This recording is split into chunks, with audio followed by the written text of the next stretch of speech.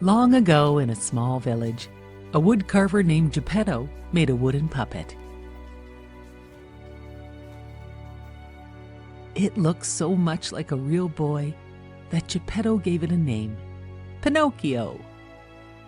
The old man was so happy, he showed the puppet to his cat Figaro and his goldfish Cleo.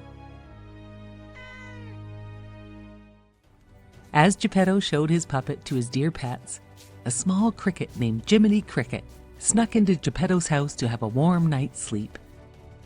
Jiminy Cricket watched as Geppetto set the puppet down and gazed out the window at the stars. "Look at that! The wishing star!" Geppetto cried. Geppetto wished Pinocchio was a real boy. Soon it was bedtime, and Geppetto, Figaro, Cleo, and Jiminy Cricket all fell asleep. Before long, a beautiful light filled the workshop and woke up Jiminy Cricket. It was the Blue Fairy. She had heard Geppetto's wish and was there to make Pinocchio a real boy. She touched the puppet with her magic wand, and Pinocchio came to life. But Pinocchio had to prove he was brave, truthful, and unselfish to become a real boy. The Blue Fairy knew Pinocchio would need help, so she made Jiminy Cricket his helper, so he would help him to choose between right and wrong, and prove himself. Geppetto was delighted with Pinocchio, and he sent him off to school like a good parent. On the way to school, Pinocchio met a sly fox, who said Pinocchio could make a lot of money and didn't have to go to school. Jiminy Cricket didn't trust the sly fox. The sly fox said he could spend all of his time having fun in the theater instead of studying at school. Pinocchio said, "Okay!" and off he went with the sly fox to the theater owner. That night, the theater owner put Pinocchio on stage. He was a big hit as he sang and danced for the crowd. The crowd threw money on the stage. Jiminy Cricket, who was in the crowd, worried. After the show, the theater owner locked Pinocchio up and said, "You will live here and make me lots of money." Pinocchio and Jiminy Cricket wondered how he could escape. Luckily, the Blue Fairy arrived. She asked Pinocchio why he missed school. He lied. She asked him more questions, and each time he told a lie, his nose grew longer and longer. The Blue Fairy reminded him to tell the truth if he wanted to be a real boy.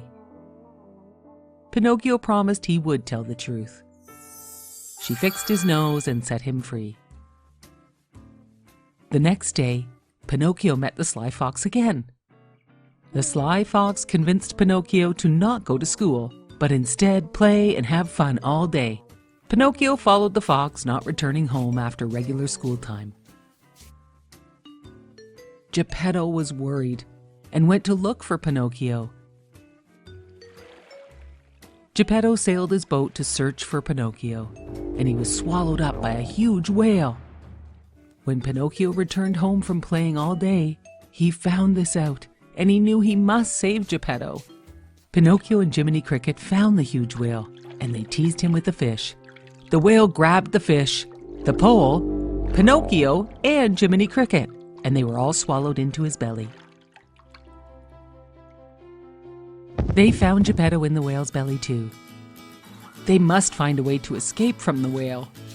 They decided they would make the whale sneeze, and they would all escape when the whale opened his mouth. It worked, but when the whale saw them in the water, he thrashed around, knocking everyone about. Pinocchio had to grab Geppetto to save him. After a while, the water settled down and Geppetto and Jiminy Cricket awoke on the beach. They found Pinocchio lying lifeless on the rocks. Geppetto was heartbroken, and he carried his son home in his arms, convinced he had lost Pinocchio forever. Back in the workshop, Geppetto and Jiminy Cricket cried, and then all of a sudden, the Blue Fairy appeared. She touched her wand on Pinocchio and said, "Awake!" Pinocchio awoke, and the Blue Fairy said, By saving Geppetto, you have proven yourself to be brave, truthful, and unselfish." "I am a real boy!" shouted Pinocchio. Pinocchio, Geppetto, Jiminy Cricket, and all the pets celebrated and danced as Geppetto's wish had come true. Pinocchio was a real boy.